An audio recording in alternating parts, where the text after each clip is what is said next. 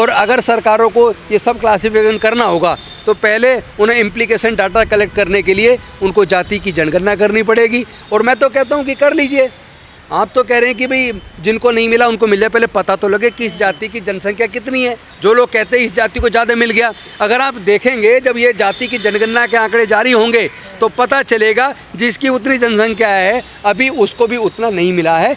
ये जो आरोप लगाया जाता है एक जाति को ज़्यादा मिल गया, ये झूठा साबित होगा। कोर्ट ये भी नहीं देख रहा कि देश की सारी सरकारों ने मिलकर शिक्षा को इतना महंगा कर दिया कि इन वर्गों के 99% लोग अनुसूचित जाति जनजाति के हायर एजुकेशन ले ही नहीं सकते। तो जब वो क्वालिफिकेशन ही अर्जित नहीं कर पाएंगे तो उन बड़ी नौकरियों में वो लोग कम्पीट भी नहीं कर पाएंगे।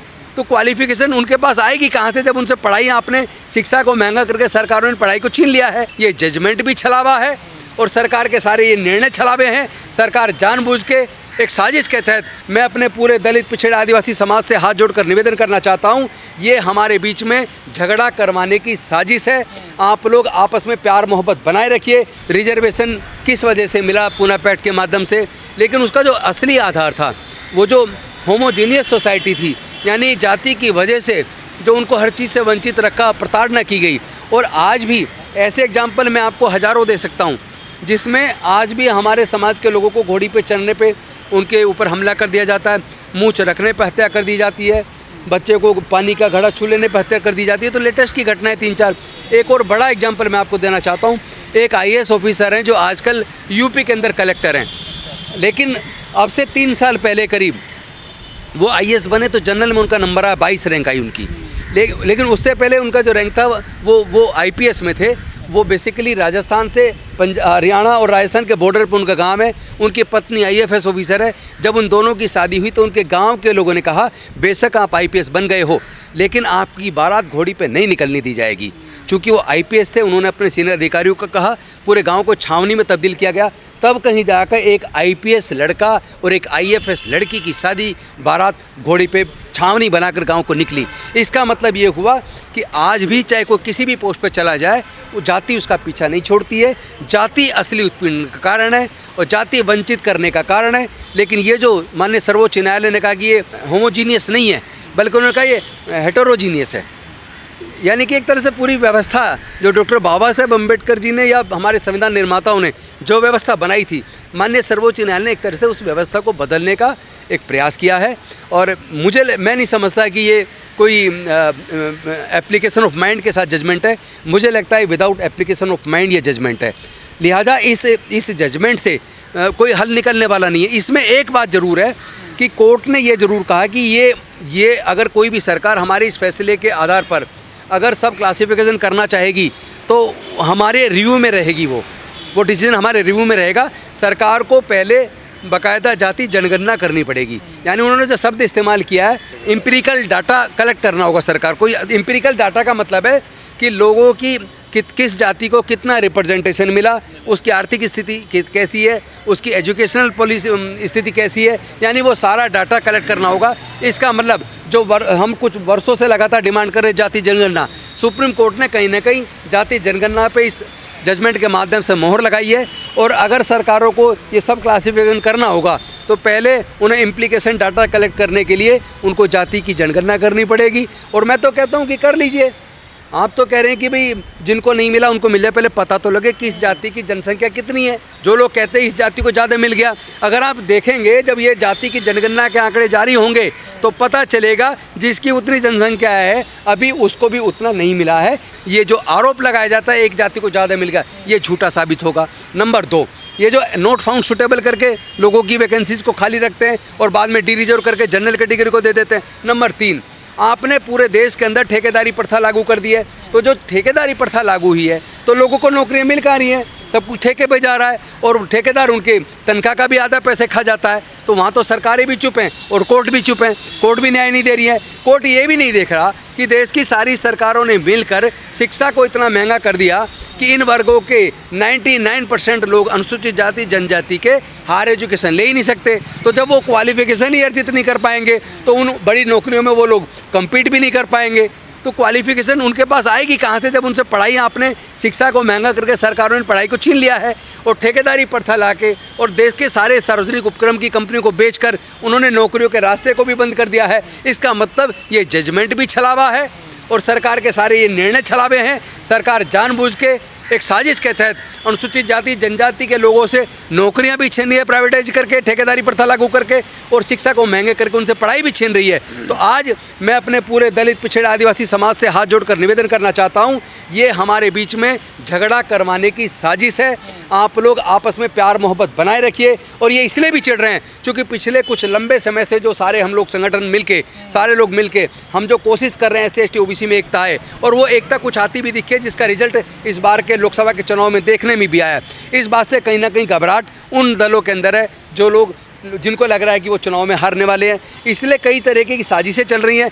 ज़रूरी नहीं है कि सर्वोच्च न्यायालय, उच्च न्यायालय के अंदर जो जजमेंट होते हैं वो जज अपने दिमाग से, ईमानदारी से देता है, क्योंकि वो भी इंसान है, उनको भी डर पैदा होता है, उनकी भी फाइलें केंद्र सरकार बना रही है। तो किसकी जज से क्या क्या फैसला करवा दिया जाता है इसका पता नहीं चलता। जब आर्ग्यूमेंट होता तो जज कुछ और बोल रहे होते हैं और जब जजमेंट आता तो कई बार कुछ और होता है। तो बहुत सारे जज अच्छे होते हैं लेकिन बहुत सारे जज बायस्ड भी होते हैं। चूँकि मैं एक एग्जांपल देके बताऊंगा। एक रेप के केस में एक हाई कोर्ट के जज ने डिसीजन देते हुए कहा कि ये जो बलात्कार की घटना जो हमारे सामने आज विचाराधीन है, ये लड़की दलित है और बलात्कार करने वाला अपर कास्ट का है, और स्वर्ण जाति का आदमी कभी भी दलित से बलात्कार कर ही नहीं सकता क्योंकि उसे छुएगा तो अपवित्र हो जाएगा। ऐसा तर्क अगर हाईकोर्ट के जज देते हैं तो उस जज को मैं नहीं मान सकता कि वो जुडिशियस कैरेक्टर वाला जज है। मैं समझता हूँ वो जातिवादी मानसिकता वाला जज है। और अगर हाईकोर्ट और सुप्रीम कोर्ट के जजेस अगर वेदों को और मनुस्मृति को अगर जायज़ ठहराते हैं या उनका रेफरेंस देते हैं अपने जजमेंट के अंदर, इसका मतलब ये हुआ कि वहाँ भी न्यायिक चरित्र नज़र नहीं आता।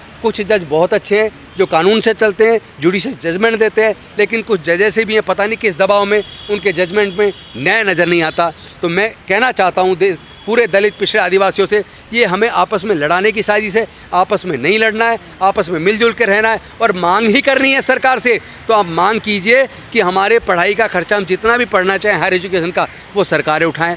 साथ ही साथ जो सार्वजनिक उपक्रम की कंपनियां बेच दी गई हैं उनका राष्ट्रीयकरण किया जाए और ठेकेदारी प्रथा ख़त्म की जाए, बैकलॉग भरा जाए, नोट फाउंड सुटेबल करके जो डी-रिजर्व की जाती हैं, इस तरह की जो घटिया मानसिकता उसको बंद किया जाए और आपस में प्यार पैदा करें, रोटी बेटी का रिश्ता करें। हाँ, फिर भी अगर कोई ये देखने में सर्वे से आता है कुछ जाति वास्तव में पिछड़ गई हैं, तो निश्चित तौर पर सरकारों को ऐसी जातियों को आगे लाने के लिए कुछ ना कुछ योजना बनानी चाहिए। और हम लोग भी एक संगठन के जिम्मेदार होने के नाते मिशन जय भीम के माध्यम से और तमाम हमारे SC ST OBC के संगठन इस खुले दिल से इस बात के लिए तैयार हैं कि इन वर्गों में जो वर्ग पिछड़ गए उनको आगे लाने के लिए उनकी पढ़ाई और उनको उस जो प्लेइंग लेवल फील्ड उनको देना चाहिए। ये सरकारों की जिम्मेदारी है। लेकिन समाज से निवेदन है, आपस में किसी भी सूरत में किसी भी राजनीतिक साजिश के तहत आपस में नहीं झगड़ना है, मिलजुल के इसका सामना करना है। 1975 में पंजाब के अंदर यानी जेल सिंह मुख्यमंत्री हुआ करते थे। उन्होंने पंजाब में SC को 25% रिजर्वेशन उस वक्त था, उसको दो भागों में A और B कैटेगरी बना के बांट दिया और बांटने के बाद वो लगभग 2004 तक चलता रहा। लेकिन इस बीच कई डेवलपमेंट हुए। 1990 में आंध्र प्रदेश के अंदर भी अनुसूचित जाति की लिस्ट के अंदर सब क्लासिफिकेशन किया गया और सन 2000 के अंदर तमिलनाडु के अंदर भी सब कैटेगराइजेशन, सब क्लासिफिकेशन किया गया।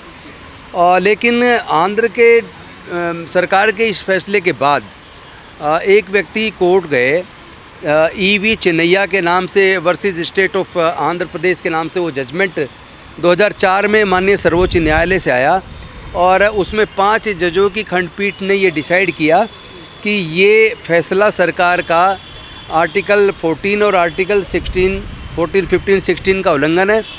ये फैसला सरकार का आर्टिकल 341 ऑफ इंडियन कॉन्स्टिट्यूशन के ख़िलाफ़ है।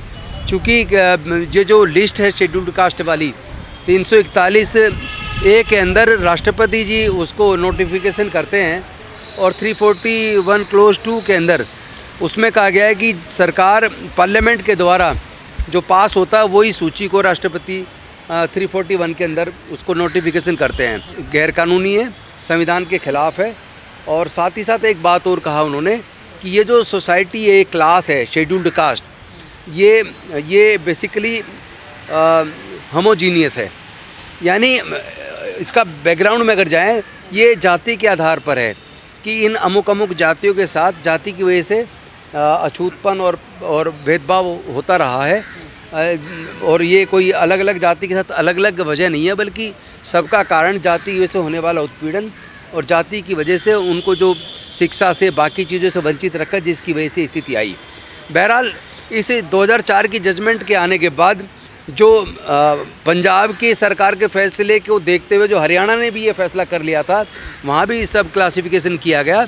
तो कुछ लोग Punjab and Haryana high court गए और Punjab and Haryana high court ने ईवी चनिया वाली जजमेंट को रेफ़र करते हुए 2006 में पंजाब की सरकार का और हरियाणा सरकार के उस फैसले को अवैध घोषित कर दिया। इससे जो बात निकली, उसके बाद कुछ लोग कोर्ट गए, पंजाब और हरियाणा हाई कोर्ट के फैसले के ख़िलाफ़ पंजाब की सरकार सुप्रीम कोर्ट गई। सुप्रीम कोर्ट में 5 जजों की बेंच का जजमेंट 2020 में आया और उस जजमेंट के अंदर उस 5 जज की बेंच ने कहा कि जो ईवी चनिया वाली जो जजमेंट थी वो हमें उसमें विसंगति नज़र आती है। लेकिन चूँकि वो भी 5 जज वाली बेंच का जजमेंट था और ये भी 5 जज वाली बेंच का था, इसलिए ये तय हुआ कि इसको लार्जर बेंच में भेजा जाए। और फिर ये 7 सदस्य एक पीठ बनी जिसके अंदर ये मैटर भेजा गया। और ये अभी 1 अगस्त 2024 को 7 जजों की बेंच का जजमेंट आया। लेकिन इसमें मज़े की बात ये है कि जो सवाल सुप्रीम कोर्ट के सामने पेंडिंग एडजुडिकेशन थे, यानी कि जो सवाल माननीय सुप्रीम कोर्ट को जो डिसाइड करने थे, उसमें एक तो सवाल ये था कि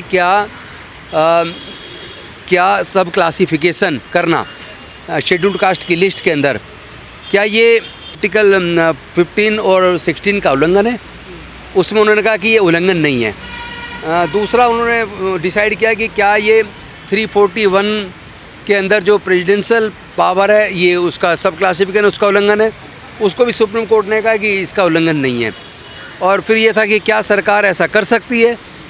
इस सवाल का जवाब भी सुप्रीम कोर्ट ने कहा कि हाँ, सरकार सब क्लासिफिकेशन कर सकती है।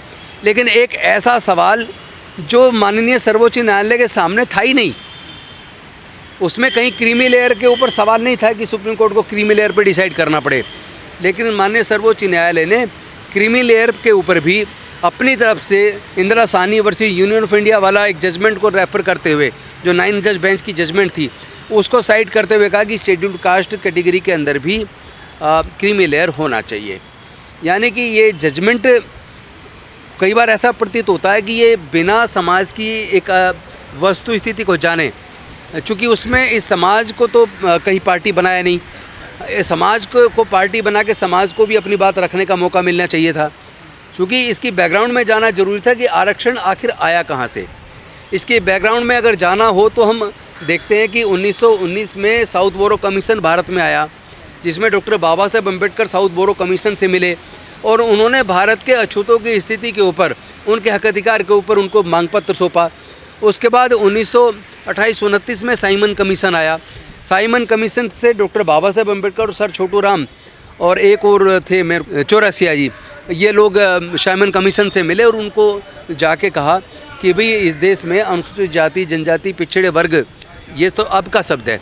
उस वक्त ये शब्द नहीं था, बल्कि उस वक्त तो अछूत और साथ में जो शूद्र समाज है, इन लोगों को हज़ारों साल से वंचित रखा गया, शिक्षा से, संपत्ति से, व्यापार से, और इनके साथ जातिगत उत्पीड़न हुआ है। उनको पानी, सार्वजनिक तालाब से पानी लेने का भी अधिकार नहीं था और उनको मंदिर में जाने का अधिकार नहीं था। उनको अलग अलग तरीके से प्रताड़ना हुई है और इस ग्राउंड पे इनको भी मुख्यधारा में लाने के लिए इनको मौका मिलना चाहिए और इनके लिए अलग व्यवस्था सरकार को, अंग्रेज़ सरकार को करनी चाहिए। और आपको पता होगा कि 19-20 मार्च 1927 को डॉक्टर बाबा साहेब अम्बेडकर जी ने महाड़ के अंदर चावदार तालाब आंदोलन किया, तो वो भी इसलिए किया था ताकि अंग्रेज़ों को ये बता सकें कि देखो, आपकी सरकार आने के बाद भी आज भी अछूत समाज के लोग सार्वजनिक तालाब से पानी नहीं ले सकते। और साथ 1930 के अंदर कालाराम मंदिर नासिक में जो किया आंदोलन, वो भी इसलिए किया था कि अगर हम इंसान हैं तो आपकी सरकार आने के बाद हमें इंसानियत का दर्जा मिलना चाहिए था। आज भी हमें मंदिर प्रवेश पर वर्जित किया रखा है, हमें नहीं घुसने दिया जाता। तो ये सब इसलिए किया ताकि अंग्रेज़ों की आंखें खोल सकें। और उसके बाद जो 1930, 31, 32 जो राउंड टेबल कॉन्फ्रेंस लंदन के अंदर हुई, उसमें डॉक्टर बाबा साहब अम्बेडकर गए और उन्होंने पूरे भरी संसद के बीच वहाँ अपने तर्कों के माध्यम से अंग्रेज़ सरकार को इस बात को मानने के लिए मजबूर कर दिया कि अगर आप माइनॉरिटीज़ के लिए, सिखों के लिए, ईसाइयों के लिए, मुस्लिम के लिए पृथक निर्वाचन क्षेत्र दे रहे हैं तो फिर देश में अछूतों को क्यों नहीं। अंग्रेज़ सरकार बाबा साहब के आर्ग्यूमेंट के बाद कन्विंस हुई और कन्विंस होने के बाद उन्होंने कम्युनल अवार्ड घोषित किया 1932 में, आई थिंक 18 अगस्त 1932 को। जैसे ही कम्युनल अवार्ड घोषित हुआ उसके बाद गांधी जी अनशन पर बैठ गए और हालात ये हुए कि गांधी जी की स्थिति बिगड़ती चली गई और डॉक्टर बाबा साहब अम्बेडकर को धमकियाँ मिलने लगी कि अगर गांधी जी इस अनशन में मारे गए तो आपके पूरे कौम को कत्लेआम कर दिया जाएगा। और बाबा साहब पे इतना दबाव बन गया कि अगर गांधी जी मर गए और मेरे पूरे समाज का कत्लेआम कर दिया तो मैं ये सेपरेट इलेक्टोरल लेके क्या करूँगा। मजबूरी में डॉक्टर बाबा साहब अम्बेडकर जी को समझौता करना पड़ा और गांधी और बाबा साहब जी के बीच में एक समझौता हुआ 24 सितंबर 1932 को, जो पूना पैक्ट के रूप में याद किया जाता है। कुछ लोग उसको सेलिब्रेट करते हैं लेकिन हम लोग उसको एक बुरे दिन के तौर पर देखते हैं, क्योंकि बाबा साहब ने कहा था कि आज मैं ये पूना पैक्ट पर समझौता करने से मेरा मन इतना दुखी है कि जी करता है कि मैं बिजली के खंभे से चिपक के अपनी जान दे दूं। क्योंकि वो जानते थे कि सेपरेट इलेक्टोरल जो छिन रहा है इसके बदले में जो रिजर्वेशन मिल रहा है, पॉलिटिकल रिजर्वेशन, इससे जो हमारे चुने हुए प्रतिनिधि संसद के अंदर जीत के जाएंगे, विधानसभाओं में जाएंगे, वो लोग अपनी पार्टी के गुलाम होकर रह जाएंगे, वो समाज की आवाज़ नहीं बनेंगे। और जो पॉलिटिकल रिप्रेजेंटेशन की जो बात थी, कहीं ना कहीं वो रिप्रेजेंटेशन एक नकली साबित होगा और आज उसका परिणाम वो नकली साबित हुआ।